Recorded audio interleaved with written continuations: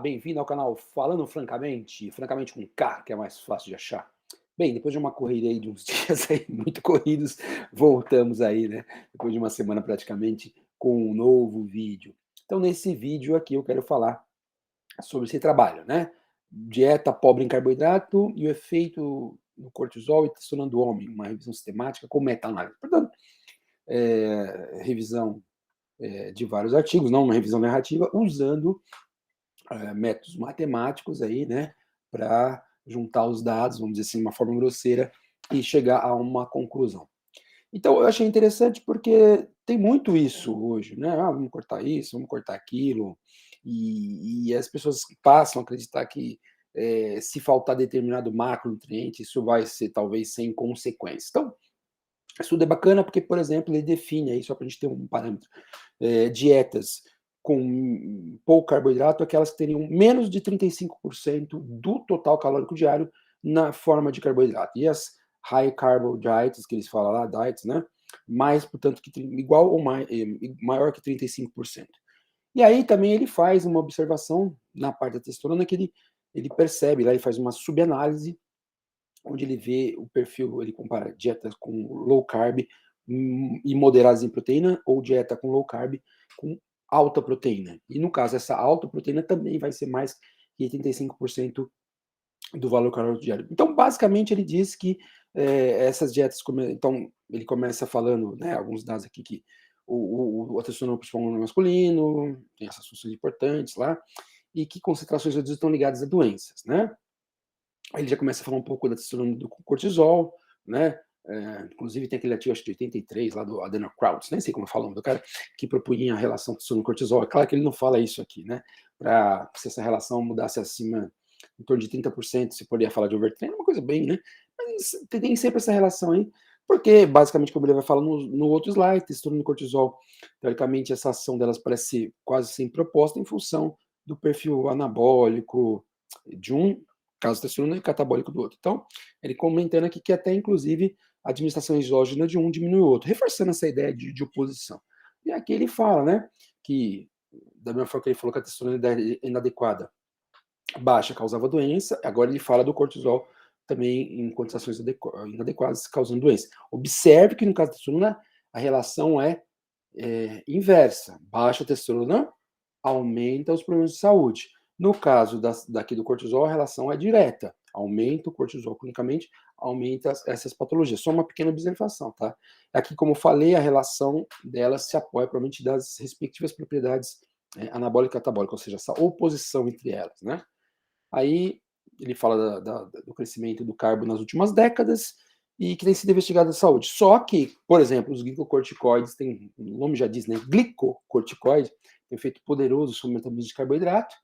E também saiu algumas pesquisas, ele cita no trabalho, mostrando ali alterações de testosterona. Então ele resolveu verificar o que acontecia, tanto no basal como no pós-exercício em relação à testosterona e cortisol. Aí, claro, ele mostra então o objetivo, né? Ó, conduzimos uma revisão lá com a ideia de verificar como que dietas pobres e ricas em carboidratos afetam a testosterona e o cortisol de homens. Como eu já comentei, tem uma subanálise no qual ele pega essa dieta aí, pobre em carboidrato, e compara pobre em carboidrato e moderado em proteína, pobre em carboidrato, elevado em proteína.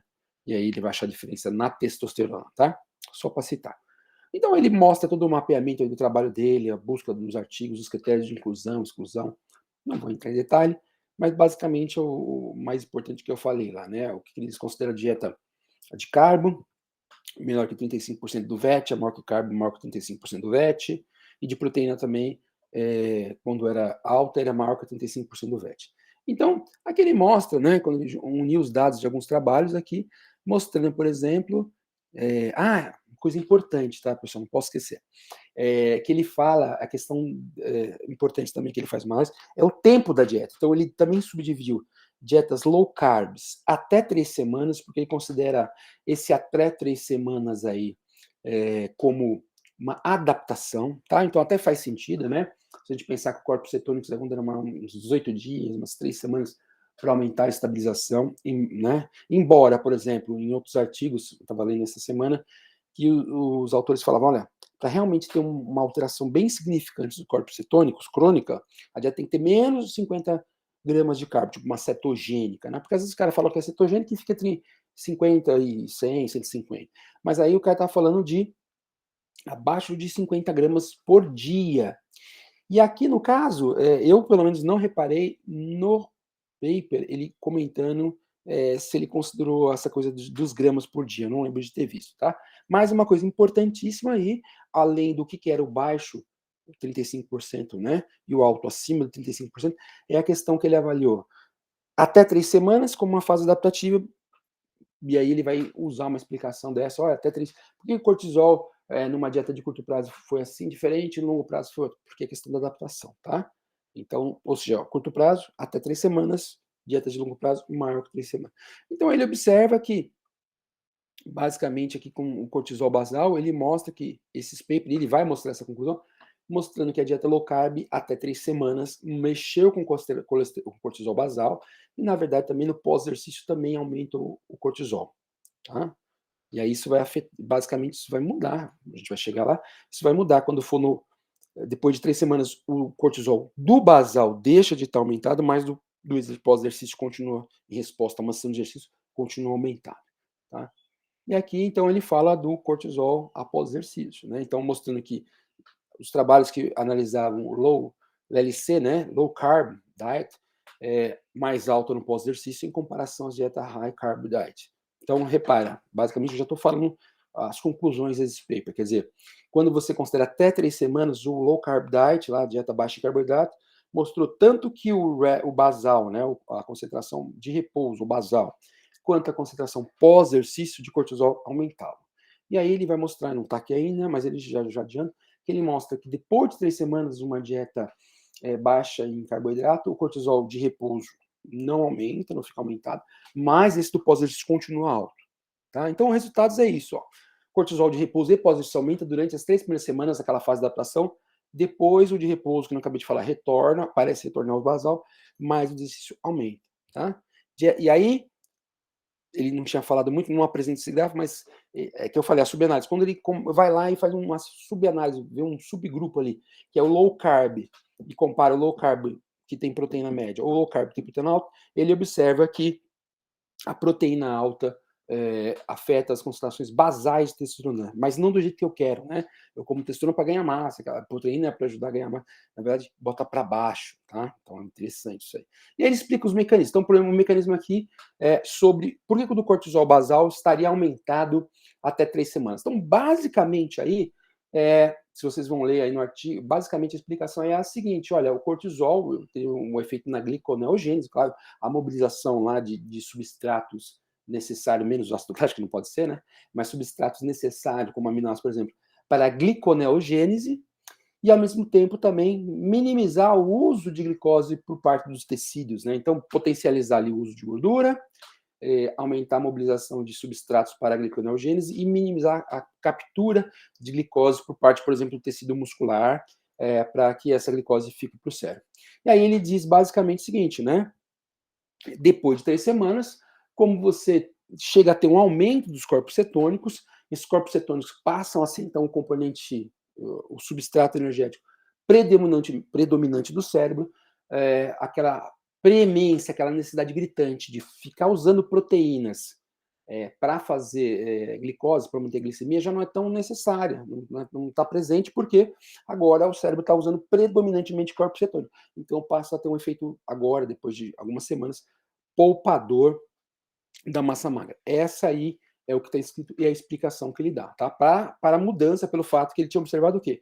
Até 3 semanas o cortisol basal estava alto. Depois de 3 semanas, o cortisol basal volta ao padrão. Então, dizendo que isso foi uma adaptação via corpos cetônicos. Aí ele diz assim, mecanismo sobre o porquê do cortisol pós-exercício não ter modificado, que também vai aí pelo papel, né? Então ele fala, os resultados demonstram que o cortisol da dieta LC foi maior durante e após o exercício, né?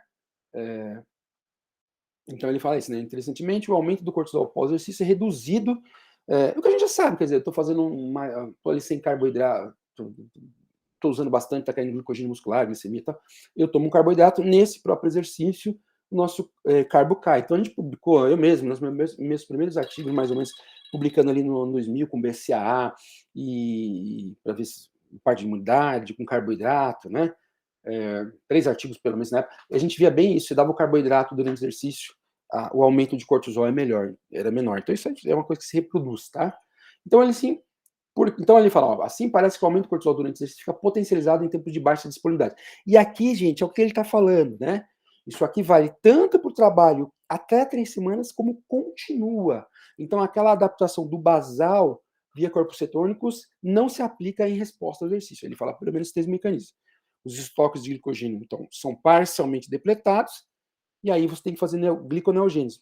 Repara, aqui, para o exercício, quer dizer, é claro que eu estou usando corpos cetônicos, então não tenho tanta necessidade de gliconeogênese, como a gente acabou de explicar para o repouso. Mas isso é quando o organismo está no estado de menor necessidade energética, é repouso. Na hora do exercício, a gliconeogênese tem que correr atrás. Então, por isso que ele está falando que a resposta ao exercício não se modificou, enquanto que a resposta do basal modifica. Então, ele fala do glucogênio, a da gordura aqui, né? Então, você precisa facilitar a oxidação de a lipólise, né? E diminuir a captação. Ou seja, se a gente for reunir isso aqui, o que ele basicamente mostra é que esses 3 mecanismos, né? Gliconeogênese, que não precisava mais depois de 3 semanas, que era por causa do corpo cetônico. Mobilizar mais gordura, portanto, também não precisaria.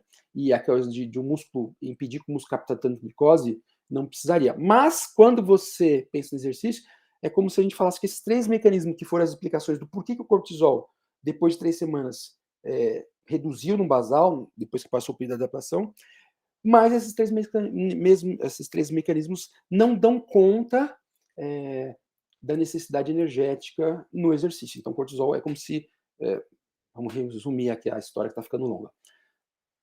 A mesma adaptação que acontece para as quantidades basais, para a concentração basal, não pode sustentar a necessidade do exercício. Então, aquelas mesmas 3 coisas que foram minimizadas no basal voltam, estão ainda presentes quando a quantidade de esforço físico aumenta. E aí, ele fala aqui do mecanismo, a última coisa, das concentrações basais de testosterona, né? Então, quando ele, como eu já comentei 3 vezes, eu acho que nesse vídeo, quando ele fez uma subanálise, ele percebeu que tinha lá low carb, e aí comparou baixa proteína, média proteína com alta proteína, ele percebeu que a alta proteína baixava a testosterona. E não baixava pouco, porque eles fizeram uma comparação ali de mais ou menos, né? Os indivíduos tinham por volta ali, na média dos trabalhos, 27 anos, mais ou menos. E aí eles perceberam, esses indivíduos aí, ele cita o dado, olha, eles têm 14 nanomol por litro de testosterona, e aí a queda no trabalho, a queda média que se observa foi pelo menos de 5,23, o que representaria uma queda, uma diminuição na testosterona basal de 37%. Tá? Ele não explica se é total ou se é livre, eu acredito que seja total. 37%. Então, quer dizer, é quase 40% de queda de testosterona nesse tipo de dieta. E aí ele vai explicar o mecanismo. Né? Então, dietas acima de 35%, e basicamente o mecanismo que ele fala é o ciclo da ureia, ou seja, quando a dieta está aí maior que 35%, teria uma necessidade tão grande de converter amônio em ureia que correria o risco do fígado não conseguir gerar uma hiperamonemia e ter toda uma toxicidade do indivíduo urêmico, lá, não urêmico, amônio, né? Toda aquela toxicidade e tal. Então, e aí os trabalhos já tinham demonstrado que o cortisol aumenta o ciclo da ureia e a testosterona baixa o ciclo da ureia. Né? Então, como eu estou comendo muita testosterona, aí basicamente o que eles estão falando aí, basicamente é que o fato, então, por que proteína alta, acima de 35%, mexeria com a testosterona basal do sujeito? Para tentar minimizar o efeito, vamos dizer, redutor que a testosterona parece ter sobre o ciclo da ureia, enquanto o cortisol aumenta. É claro que a gente tem que lembrar, né? Então, ele não fez, por exemplo, a análise, ele não mostrou a análise da dieta baixa em carboidrato e rica em proteína sobre o cortisol basal. Por que eu estou falando, né? Se essa explicação aqui está correta, quer dizer que a testosterona teve que cair para o ciclo da ureia ficar alto porque o cortisol estava estimulando ele deveria apresentar, eu pelo menos não vi, o dado do cortisol nesse contexto, tá? Mas enfim, são as explicações aí. E eu, de novo, né, até achei esse slide, não tem nada, essa imagem não tem nada a ver com o trabalho, eu achei engraçado, né, porque a dieta é rica em proteína, então você tem nem nada a ver com, inclusive, a dieta rica em proteína é um subgrupo aqui do nosso artigo, mas é interessante esse trabalho, porque eu tenho visto, né, aqui no canal mesmo, já vou até postar aí um link para você ver, eu já postei aquela coisa de dieta hipocalórica, criar resistência anabólica, aquela coisa do aumenta, quebra a relação, né, aumenta o GH, mas não tem um aumento recíproco no GF hepático, né, então, aquela coisa de aumentar, querer fazer musculação, aumentar a proteína para segurar a massa magra, mas isso tem um limite com uma redução calórica. E as pessoas também pensam, né, que simplesmente pode, talvez, começar a oxidar gordura, etc., e que isso vai adaptar e não vai ter nenhuma consequência no perfil de regulação, por exemplo, afetando uma reserva de proteína, né, em função do carbo. Quer dizer, tá bom, eu posso me acostumar, talvez a ideia seja essa, me acostumar a numa cetogênica, um pouco carbo, até um certo limite. Mas se isso reduzir demais, eu vou ter que tirar carbo de alguma coisa, né? Ou, que nem a gente mostra assim, tudo bem, adaptou o corpo cetônico, mas aí toda vez, isso serviu para o basal, mas toda vez que você for fazer um exercício, vai dar chabu. Por exemplo, aí, né, uma implicação prática desse dado é, eu estou fazendo essa dieta baixa, por exemplo, imagina que eu estou lá no grupo low carb e alta proteína. E aí, a priori, toda vez que eu fizer, embora ele não cruze esse dado, toda vez que eu faço exercício, a minha testosterona basal, eu já estou num quadro de testosterona basal baixo, e o meu cortisol pós-exercício aumenta e fica alto. Como é que isso talvez vai funcionar na adaptação ao treino que eu estou procurando, tá? Então, é um artigo aí, eu tentei fazer 10 minutos de vídeo, obviamente ficou maior, mas é pra gente pensar um pouco, né? Vamos cortar isso, vamos cortar aquilo, o carbo é vilão, a gordura é legal, a gordura é vilão, o carbo... Talvez não seja tão simples a história, tá ok? Muito obrigado aí pela sua audiência. Me desculpe aí por ficar uns dias sem postar vídeo, é que eu estava numa correria muito louca, fazendo uma série de fatores, mas sempre que der, eu vou... Já peguei vários trabalhos muito legais sobre vários assuntos, e a gente vai postando aqui no canal, à medida do possível. Mas é isso, né? Deixe seu like, chame seus amiguinhos, se inscreva se você não está inscrito, e até um próximo vídeo. Muito obrigado. Tchau, tchau.